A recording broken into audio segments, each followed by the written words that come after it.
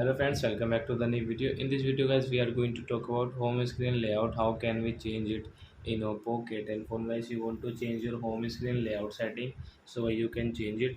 In this video guys, I will show you how to change home screen layout setting. Let's see how to change it. First of all open your phone setting. Before starting video friends, I want to tell you something. If you're new in my channel and you're watching a video first time, so first of all go and subscribe my channel, click the bell icon and like my videos. Now let's start video. First of all open your phone setting.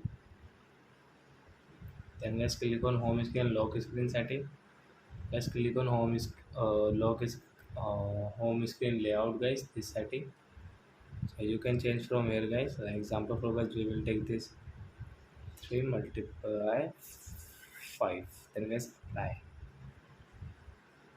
So guys, home screen layout will change in our Oppo K10 phone guys. You can see this home screen layout setting guys has changed in our Oppo phone. So I hope friends you have understood how to change home screen layout in Oppo K10 phone. So that's it guys. Thanks for watching my video. Now we will meet on next video with new topic. Before guys, please go and like and subscribe my channel. Bye.